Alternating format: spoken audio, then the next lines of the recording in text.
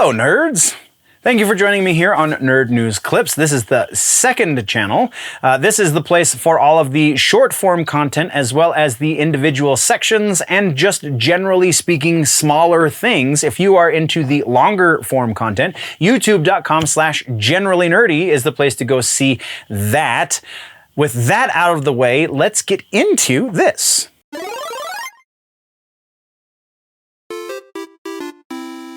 Next, we are talking about gaming and tech. In this first episode back with gaming and tech, we have a game that's being pushed back again. Honestly, at this point, if it releases ever at all, I'll be very surprised. We have Halo in the news again. We have Microsoft in the news multiple times. We're talking about what's going on with Spotify, Twitter. There's just a lot of stuff in the tech world right now, so let's jump right in head first. First thing is Skull and Bones. This is our follow-ups. We've talked about this a number of times at this point. Skull and Bones is getting pushed back one more time. So Ubisoft is pushing it back for sometime after April. They're waiting for their next fiscal year, which starts in April. It was supposed to come out March 9th. Now we don't have a set date again, though they have said that the last pushback that they did give them a lot of positive things that are going to pay off in the end. So they say. So hopefully this pushback will do something similar, and this won't just be an out-of-date mode from a game that came out 3 generations ago. And yeah, we'll be keeping tabs because this is such a weird story. Then we got some regular old news. We got Halo coming back into the news as is per usual because Microsoft is laying off 10,000 employees, and gaming is one of those divisions that's getting hit fairly hard. Of note for 343 Industries is Joe Staten not being laid off, but he is changing departments, which means he's no longer going to be anything directly associated with Halo. He is going to be working in publishing, because that makes sense. Though he does have a contractual obligation to fill still, so he is still on the 343 side of things for, I believe, a month or two. I mean, some of the news sources for this were quoting dates. I heard one that was March, and I heard one that was late February, and then I also heard that it was going to happen immediately. So if we're hopeful, it will at least be March, so the transition can be a little more gradual than all of a sudden. But 343 Industries has come and reassured their Twitter followers and everyone who is within earshot that this is not the end of 343, nor is this the end of Halo. They are still going to continue at least through Season 6, according to certain rumors and leaks, and honestly, the momentum that they're trying to portray would lend us to believe that that's what they want to do.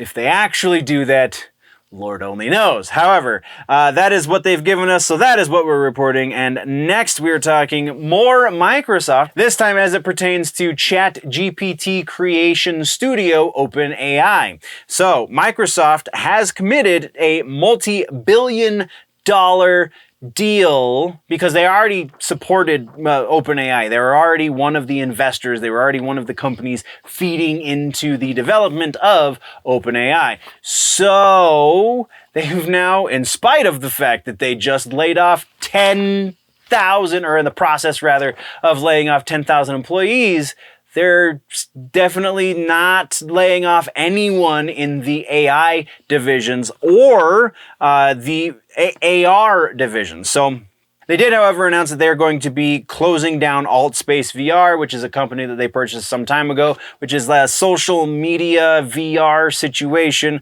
All of those resources are going to be reallocated into Mesh, which is their mixed reality platform. This will all be finalized as of March 10th. So ChatGPT is going to get really interesting sometime shortly after March, it would sound.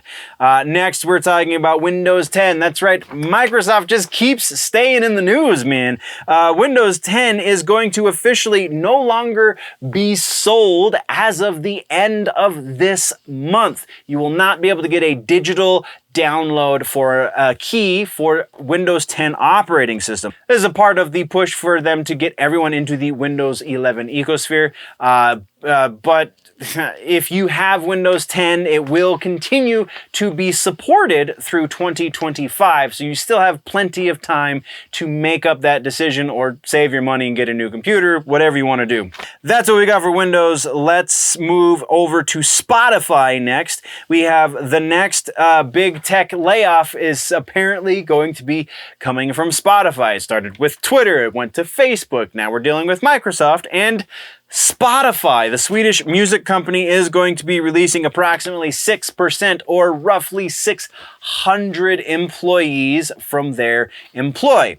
This is all because everybody was assuming that the pandemic streaming numbers were going to continue past the pandemic. This is the same reason that Facebook gave us. This is the same reason that Amazon gave us when they went through a similar thing as well. So yeah, it's stupid business practices. Go watch Linus Tech Tips. He gets into a great analysis of how this breaks down in the most recent WAN show from the past week. So yeah, that's all we got for Spotify. Let's now talk about Twitter.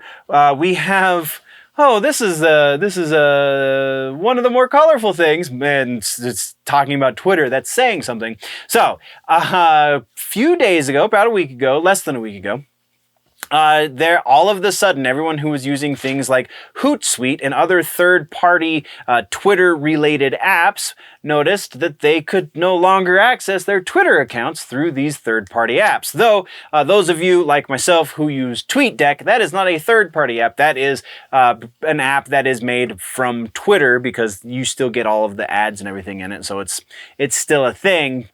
But if you use any third-party apps, you can no longer do this because Twitter changed their terms of service. Kind of overnight, kind of in the dark, kind of in a shady, shady way. So now their terms of service say that they do not allow third parties to alter the code or something. I don't know the exact details, but basically, they kind of did a minor language clarification. They didn't really change the rule. They just made it a lot more specific. And now they're hardcore enforcing that specificity is kind of how this is turning out. Everyone's wanting to say, oh, they changed, they didn't warn us. It's, as far as I understand it, it's kind of been in the toss for some time. It just was a little less specific. It was a little more murky previously. And then they changed that vocabulary again, kind of behind the scenes. And now they're enforcing what they could have enforced previously, but never did. Part of that, very likely, according to industry speculation, is because they're hurting a little bit for those advertiser dollars. And most, if not all, third-party apps did not translate the advertisements to the end customer, meaning Twitter did not get to see any of the revenue benefits of having all of their active users who are using third-party apps. The long and the short of it is, maybe they're not doing quite so well as Elon wants us to think, though I still would venture they're not doing nearly as bad as most of the major media outlets want us to think either. So there you go. Gaming and tech suggestions. This one is kind of a call out to the rumors section for this week's episode, and that is Metroid Prime. Go fire up your Gamecube, go whatever emulator you need to do, because I don't think it's on the Switch replay, the retro replay store or whatever, just yet, but I still have my GameCube, and definitely worth a play.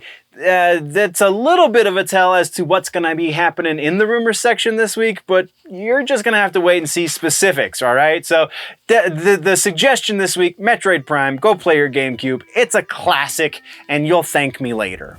Once again, this has been just a brief segment from the larger episode that has been posted over on the main channel, youtube.com/generallynerdy. Go over there for the long form content, or just subscribe here if you want it in bite-sized chunks. Thank you very much for joining me, nerds. We'll see you in the next one. Before we go though, always remember that if it's generally nerdy, it's probably here.